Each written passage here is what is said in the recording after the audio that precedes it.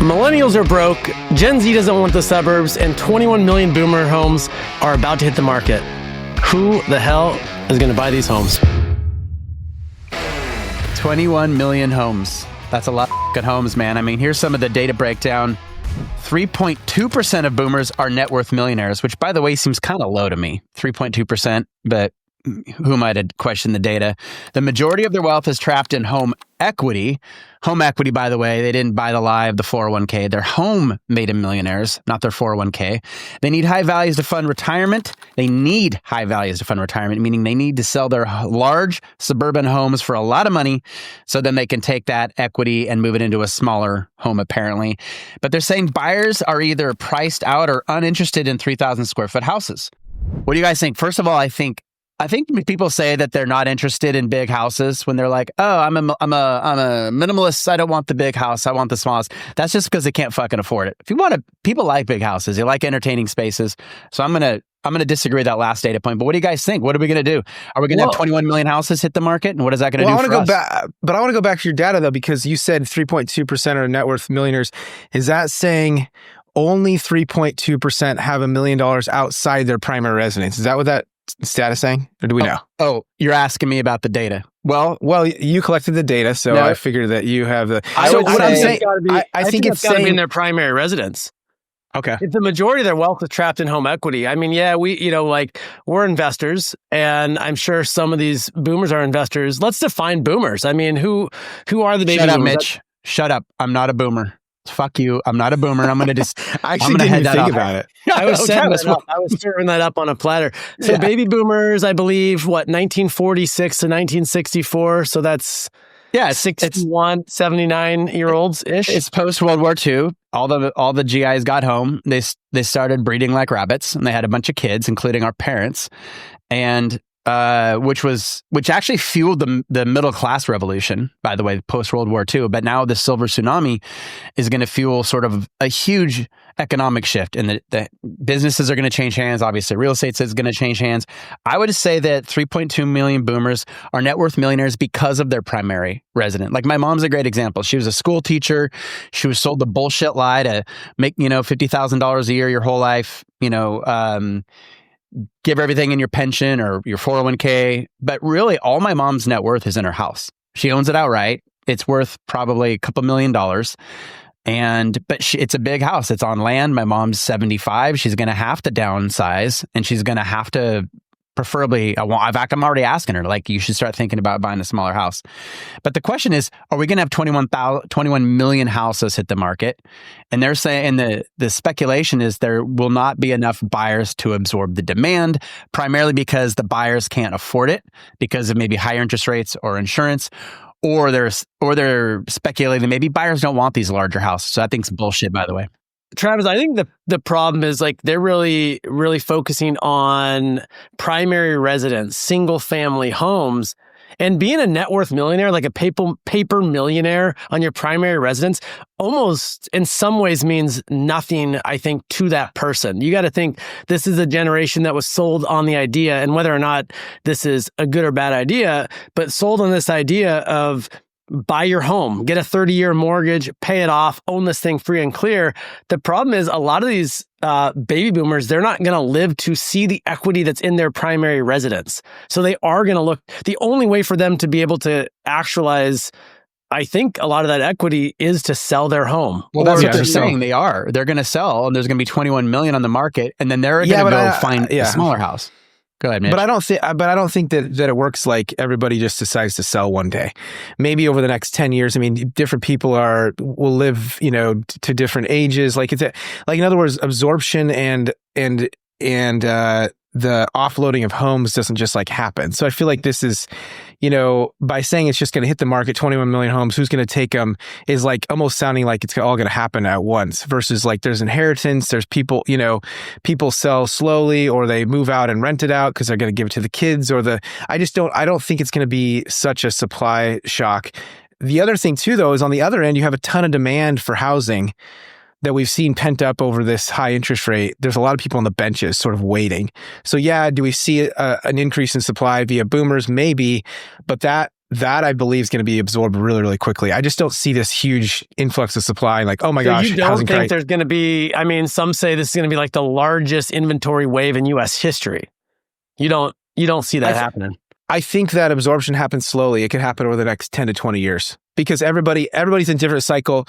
You know, baby boomers who are 65, some are old, some are not. Some are going to go to 90, 100, some are ready to die. So absorption happens slowly over the next 10, 20 years. And I don't know that we'll see a huge supply shock. I do agree they have to sell at some point when they are ready to get either downsize or move into a home, like those homes, because they need the equity from their homes to fund their longer life.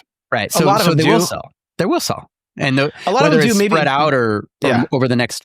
Or it's their family members, right? Like oftentimes it's really, really sad though. I mean, a lot of, folks, their only investment, right? Their only investment. And I don't even know if you could arguably say it's not even an investment, but your primary residence. And they never get to actualize that equity. And then mom and dad die. And the kids get this home and they know nothing about real estate. They don't want it. It's this big house. And all they're thinking about is, oh, this is worth $1 million. This is worth $2 million. And they sell it. And so I'm wondering if we're going to see the wave more in the generation behind them. Our generation starting to sell mom and dad's homes as mom and dad pass away. And that's the only level of wealth. And then I wonder, like, what bad shit's going to happen with all these folks that have no financial education, because money's shit. Like you see professional athletes, you see people make a bunch of money, but they don't know how to invest it. They have no financial education. Plants, grills. Mitch Mitch always talks about that. That's right. That's my dream. Getting a grill. He's getting a gas and plants. So someday. Okay, so let's talk about this. Let me rephrase the question then. What if over the next 5 years or 10 years, let's say, because 21 million homes, single family houses hitting the market is still a lot, even if spread out over 10 years. And I do believe they have to sell because they have to harvest the equity to live the rest of their lives, to fund the rest of their retirements until they die. Now, is it going to be as dramatic as they're saying? Like Mitch is alluding to, not? Probably not. But at the end of the day, I think they're going to have to sell because the kids can't afford to send mom and dad to the home, right? They're going to have to, mom, sell your home so it can harvest the equities. But the equity is going to, what they're saying here in this data is that equity is going to go down because there's going to be increased supply. I mean, it's simple dynamics, economics. So when mom thought she had $1 million in equity in her house, now she's got 400,000. That's a problem.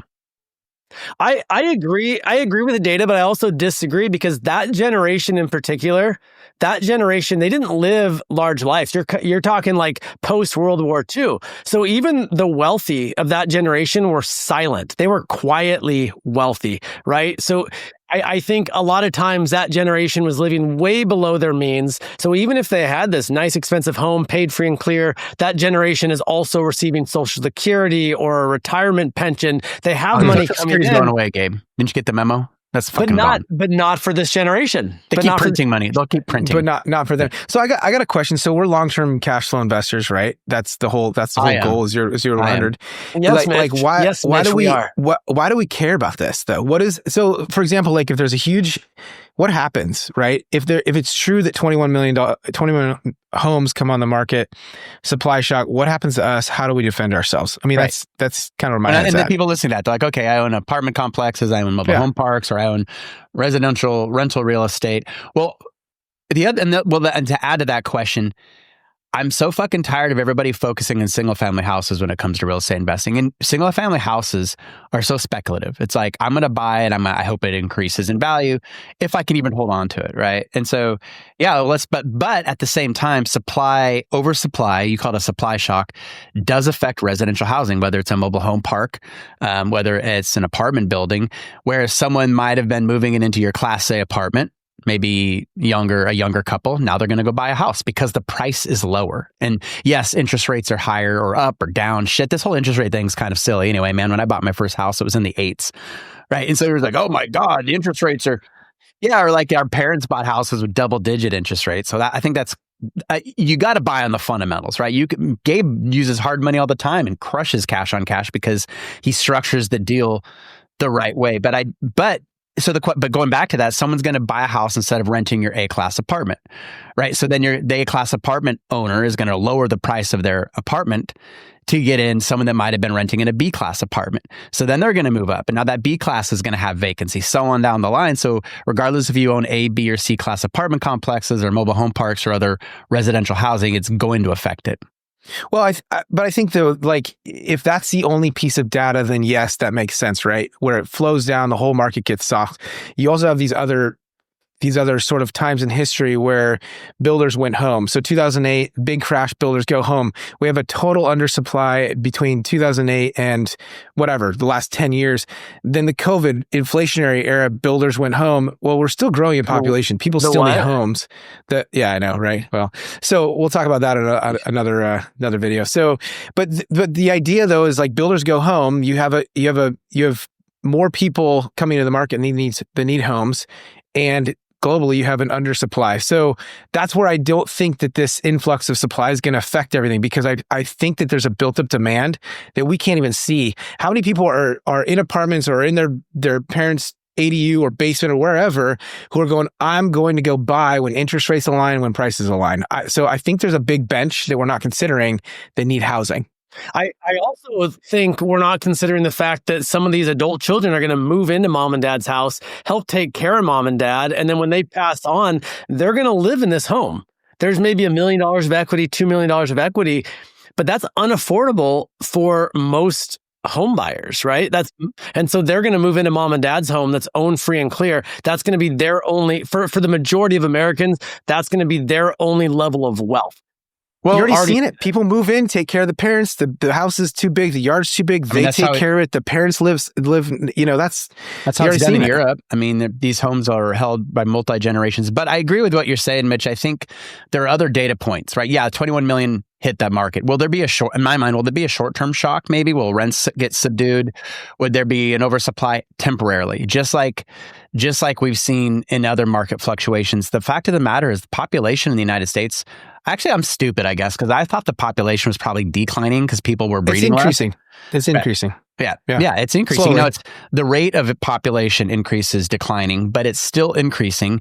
And to your point, you can't fucking build a house anymore. I mean, to have it pencil, super tough. Yeah, it's crazy. I don't think, and we've talked about inflation too. I think inflation is also we've printed 25% of our money supply. Like prices aren't going down. I was just talking to my contractor who was telling me how I think it went up. I think the price of like a 1x6 literally doubled in 30 days. And now is it tariffs? Is it that? At the end of the day, I think prices are going to go up. It's going to be population's going up. It's harder to build a house, right? So if you have a house that's already existing or an apartment unit or whatever the case is, it will be absorbed. It will be absorbed.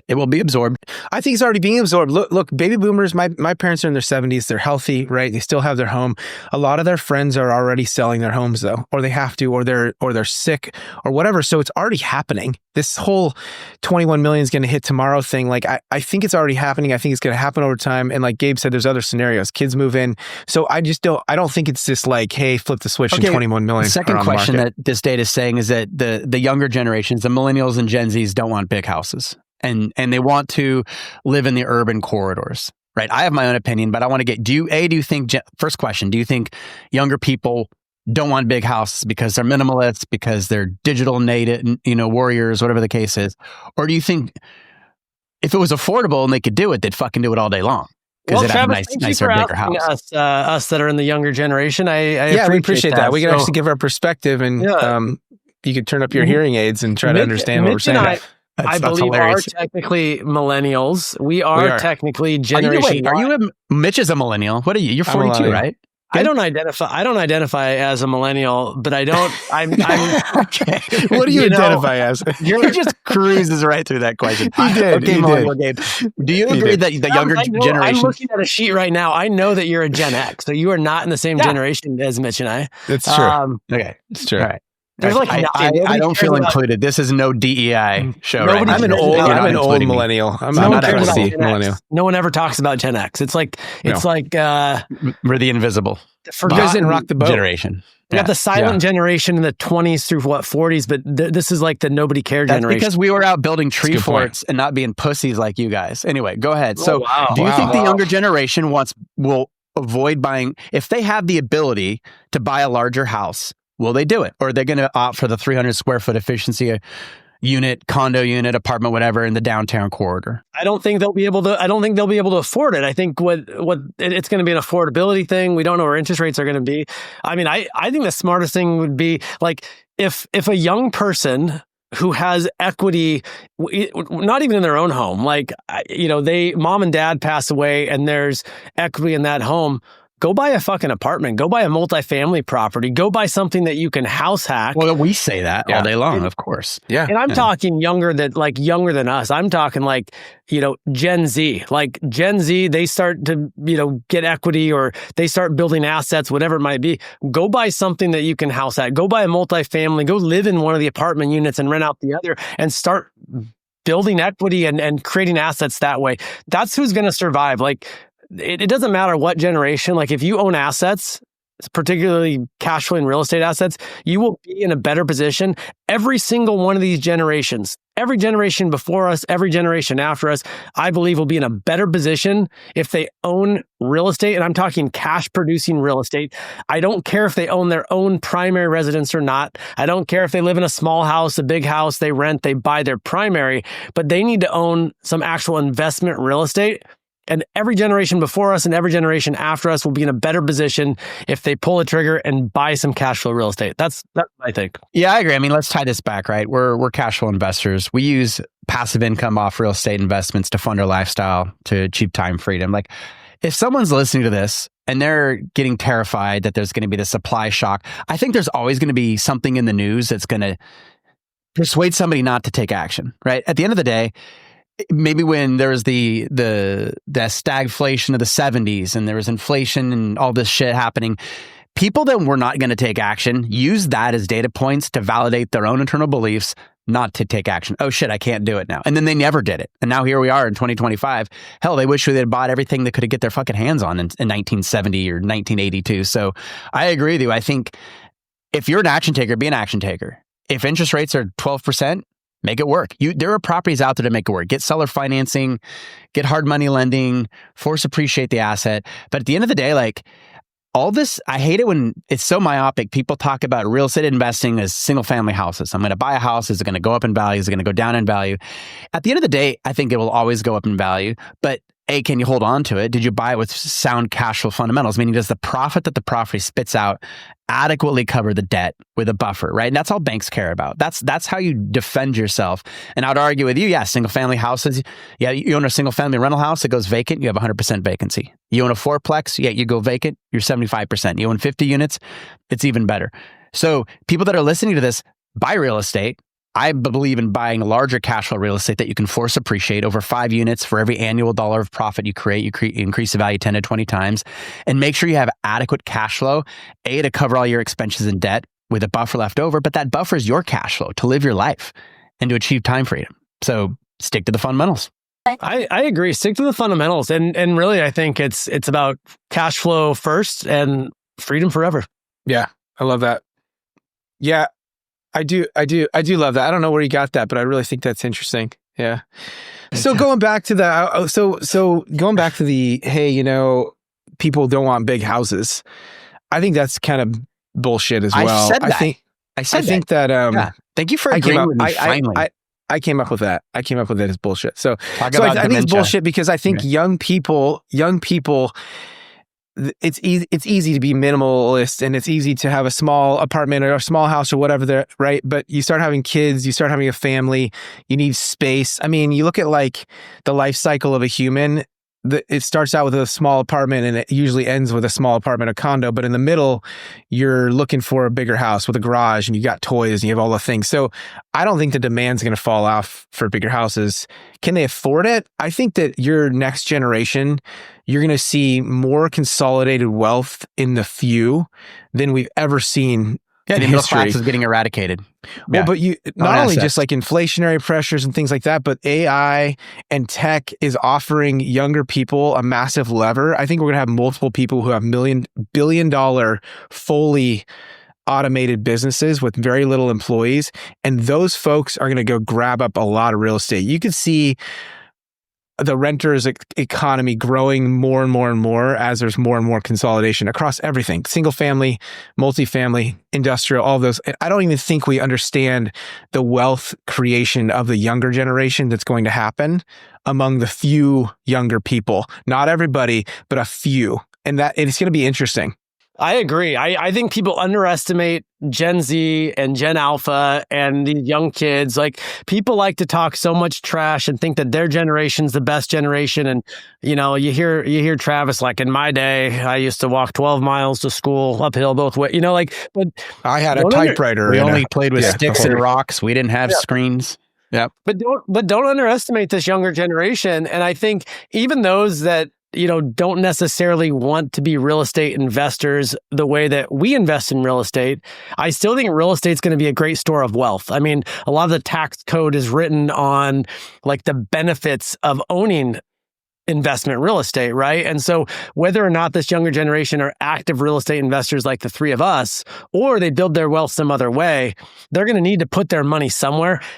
Cash is not a great store of wealth, right? I mean, there's this generation loves cryptocurrency, and we could do a whole segment on that. But I think, real estate is tried and true. And I do think this younger generation, like I watch my own kids, like maybe they'll be involved in real estate or not, but they know, they have the education. They know that real estate is a great store of wealth. They've seen the freedom that it's allowed me. I want them to go out and pursue their dreams.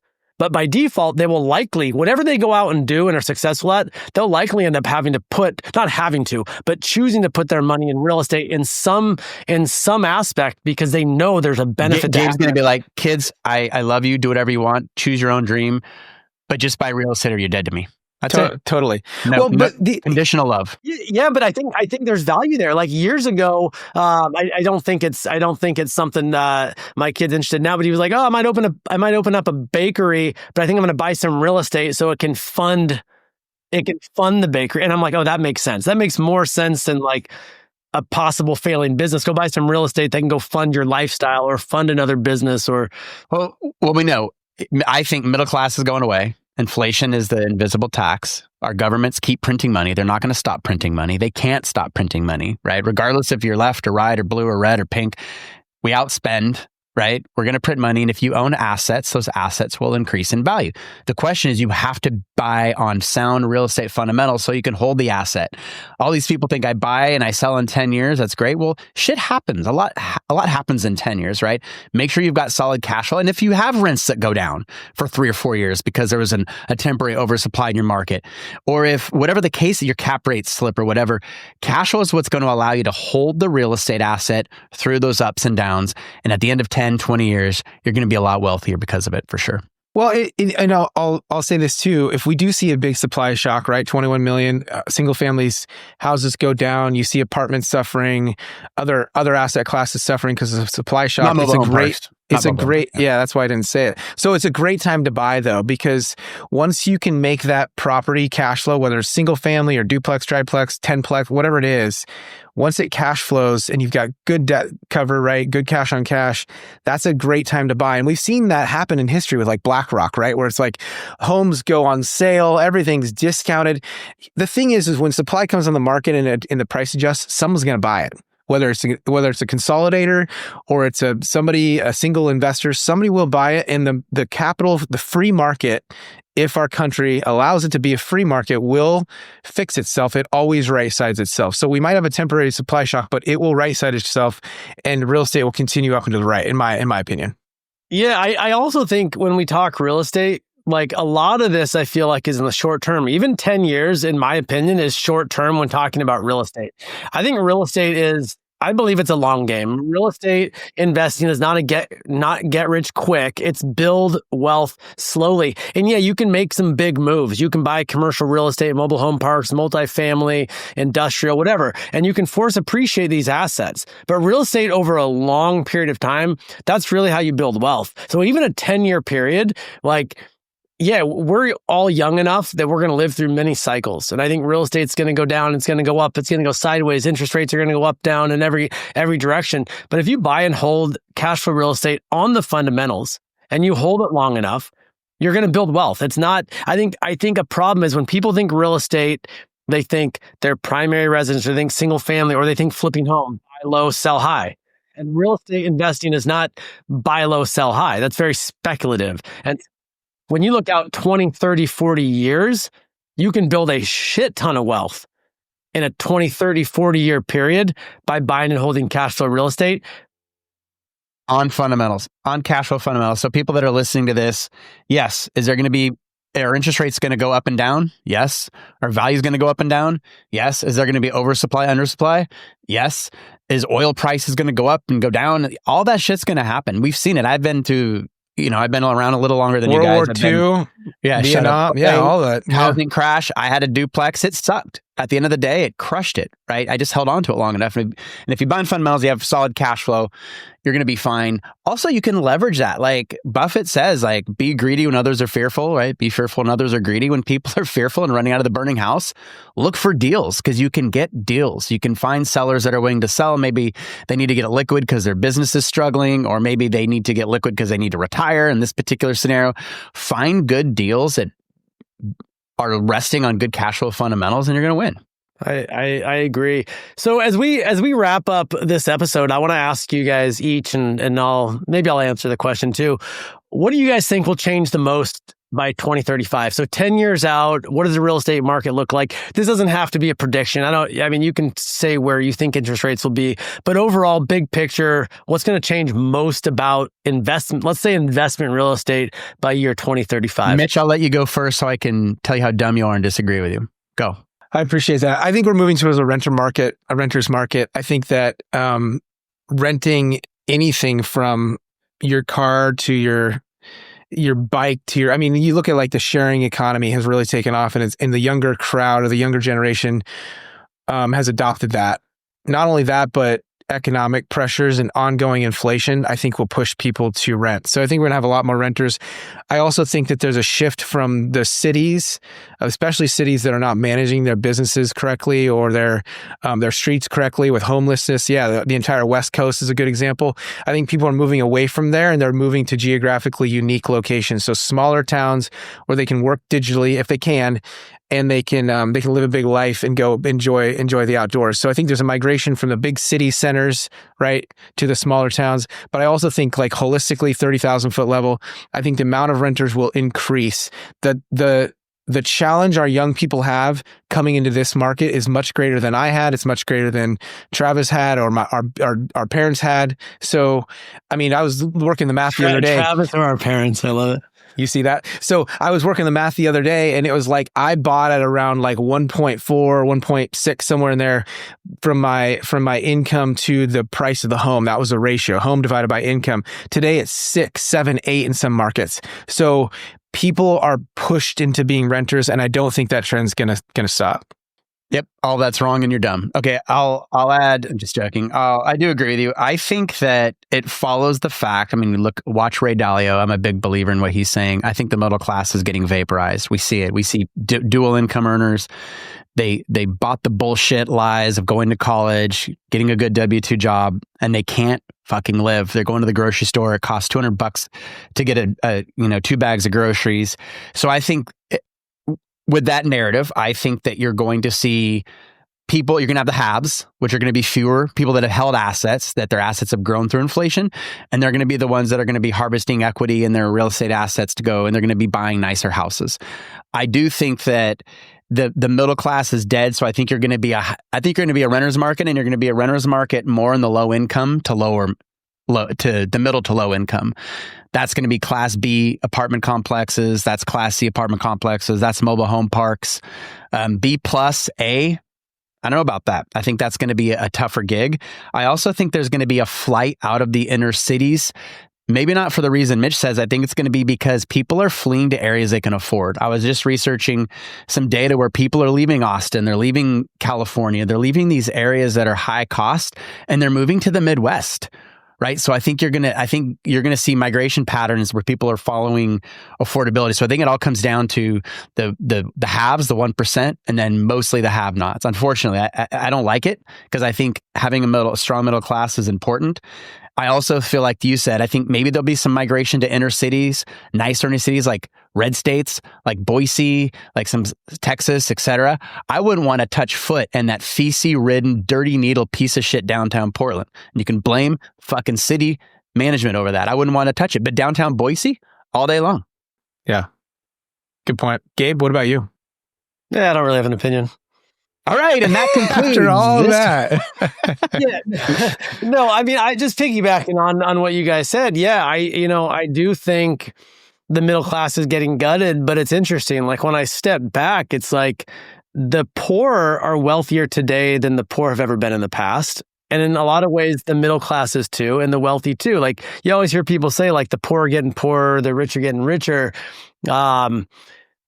But I mean, and I understand that. But it's more an affordability thing. I mean, if you look at the lower income in the United States, most of them have roofs over their heads. They have cell phones. They have big TVs. They have cars. Now, the cost of living is obviously gone up. So I don't know, like quality of life overall has gone up. So like, looking 10 years out, I don't know. I do think, I think the poorer will have more opportunities, but compared to, say the 1%, compared to the wealthy, I think there'll be a bigger gap. But I also think like there are these young, like I look at our 0 to 100 elite members, like some of these young men and women, like they're killing it because they're hungry and they want it. And so I think that it's almost this like innate thing for some people, not all. They want to go out there and build wealth. They want to go out there and invest in real estate, and they still can. And they still can. We're seeing it. We're seeing it with men and women in their 20s and 30s going out there and buying real estate and owning assets. They're going to set them up for their entire lives. And so when they look out 10 years from today, they're going to be in a better position, and they're going to be able to provide for their family and possibly multiple generations to come. And so, I mean, I think more than a prediction, my advice is the younger you are, the more opportunity you have to actually start and get in the game. Like we talk about, that first deal might not be life-changing in the sense of the dollar amount, but that first deal, that first investment property can set you up long-term, potentially for the rest of your life and decades to come. And so those investors, those young investors in their 20s, 30s, even 40s that are buying today, they find a way to get creative and buy investment property today. They're going to be sitting better, I believe, in 10 years and way better in 20 years and 30 years and 40 years compared to those that just stayed at a 9-to-5, head down, didn't invest in assets, and just followed the status quo. I mean, I don't think I answered the question. I think I answered my own tangent there. No, I love and I agree. I think it comes down to buying real estate on fundamentals, and don't get too caught up in the daily swings of the news. You buy on good fundamentals, you can hold through any news. So yeah. All right. That concludes another episode of the 0 to 100 Show. Thanks, guys. Talk soon. See you guys.